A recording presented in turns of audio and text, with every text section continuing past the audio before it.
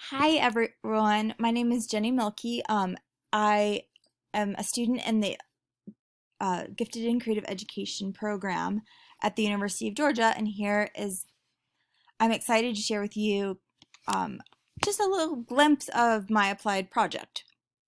I'm cognitively curious in kindergarten, how brain jogging can empower early childhood educators to replace remediation with pre-intervention.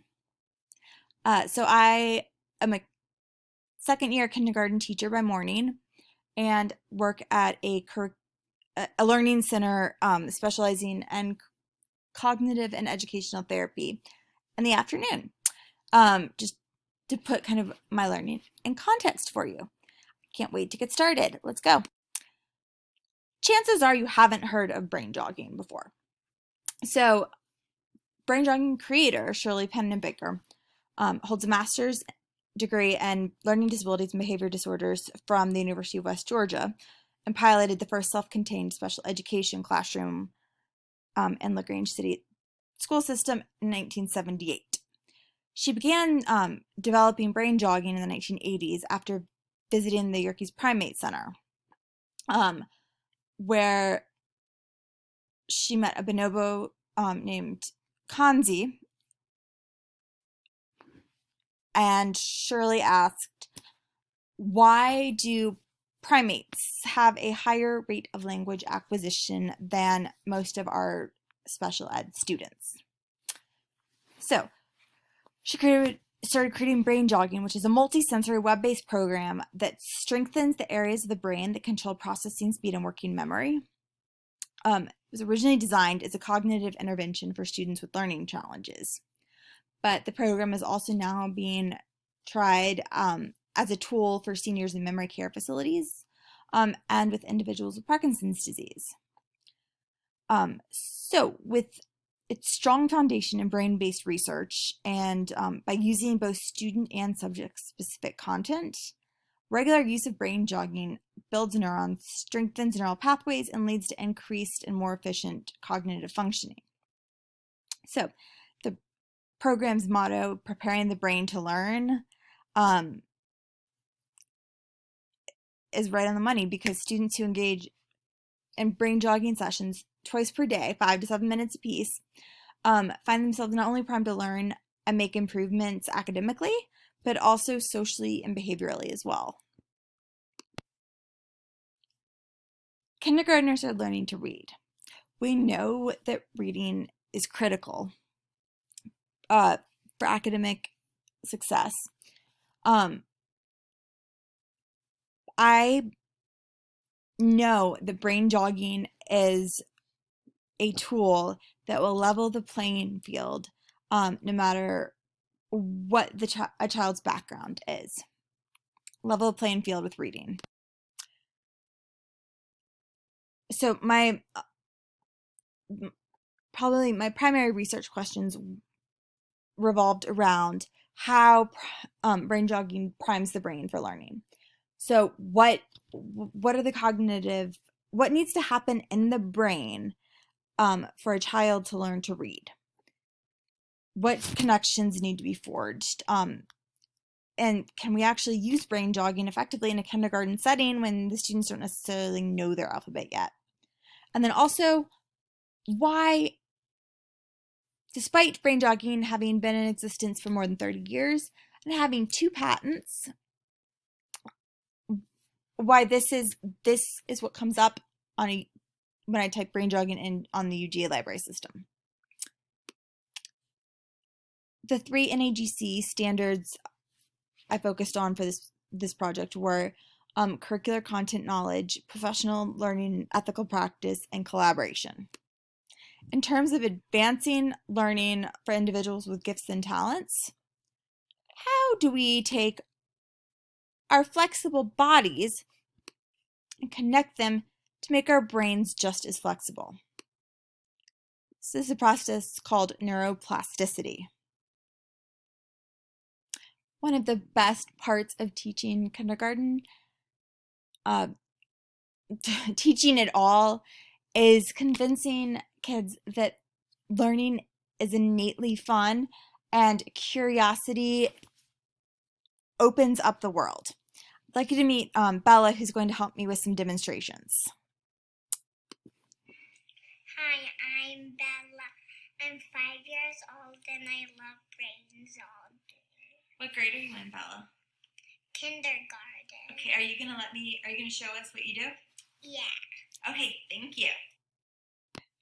And then finally, for collaboration amongst professionals and families, Brain Jogging is a web-based program that takes, again, 5 to 7 minutes twice a day. So being web-based means that it can be done anywhere, including school holidays, weekends, and all of a student support team can have access to their results. We can analyze their results, predict learning challenges, differentiate curriculum by the word lists we enter content-wise. It's a team effort, and that's for the best support of our children. Projects, the project and products. So Letter Flash is actually the fourth part of the brain jogging experience, but I want you to watch Bella. I want you to watch Bella as she begins her.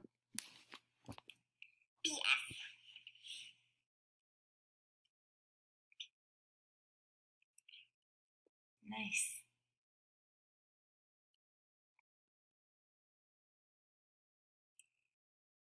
Katie. Okay.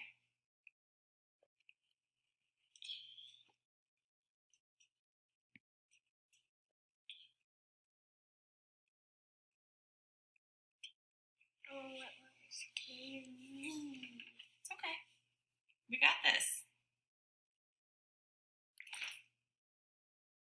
So, even a month ago,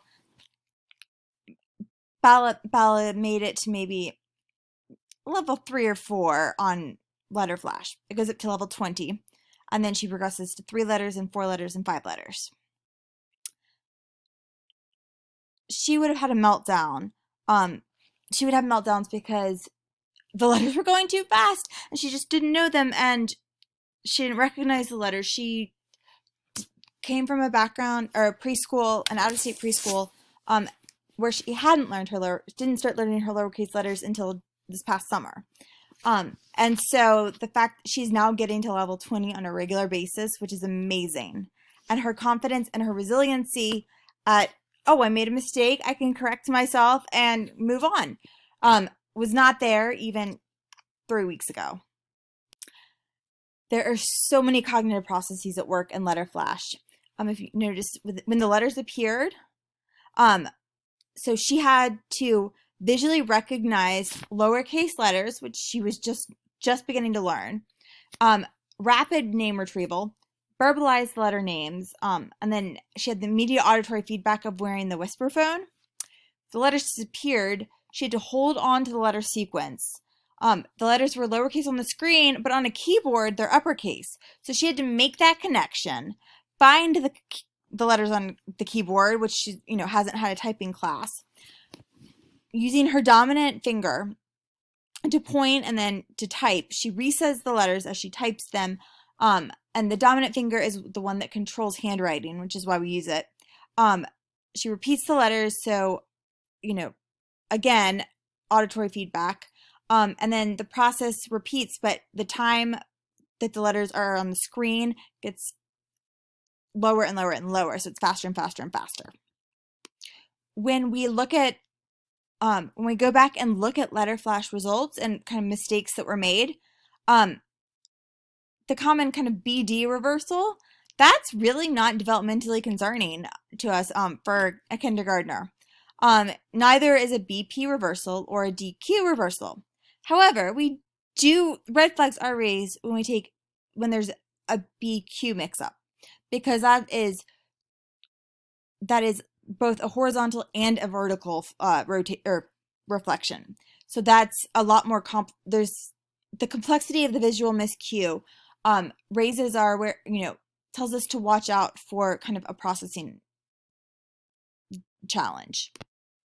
So moving backwards a little bit, because we looked at letter flash. The first 3 sets of exercises are eye movement exercises. Bella is wearing her whisper phone. I stand behind her and make sure she holds her head very, very still. Ideally, she would be on a much bigger computer. And the letters, you'll see the letters flash from the far left to the far right. And what I tell kids is, like, okay, we can move our heads. We exercise, we exercise our bodies, but we don't actually exercise our eyes very much. And that is critical. And this is the part where teachers and students can input any sort of list. Anything that needs to be remembered, and the automaticity develops.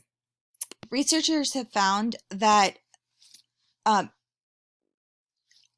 tracking eye movements, tracking eye movements can actually give us an indication before a child even learns to read whether there might be a cognitive or a reading disability present, a challenge. And so we can pre-intervene. We can intervene before that child experiences failure and needs remediation.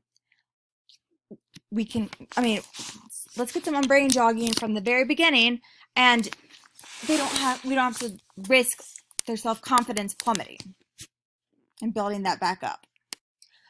Really quickly, I just wanted to show you that we try to set up where Bella did brain jogging on an iPad, but if you look very closely, like at the range of motion of her eyes, how far her eyes move on a 9-inch iPad screen versus the full range of eye movement for her peripheral vision. And then an even closer look shows that Bella was using the iPad. Bella's only moving about 24% of her maximum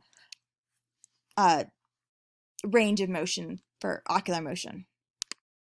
That visual tracking that we work so hard on in brain jogging can be really the only thing besides lack of sleep that can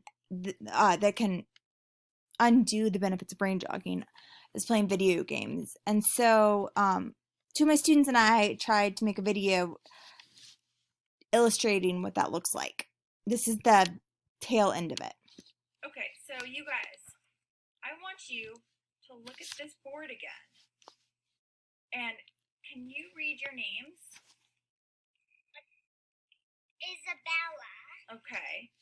Akira. I can't really... Oh, no, you can't pick anything up. Can't pick anything up.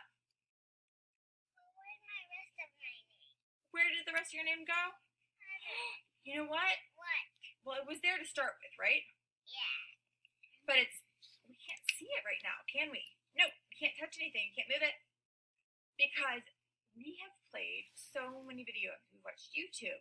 We've played Strawberry Shortcake. We've raced. We've practiced shooting our bows and arrows, and we've colored. We've spent so much time looking at our iPad, right?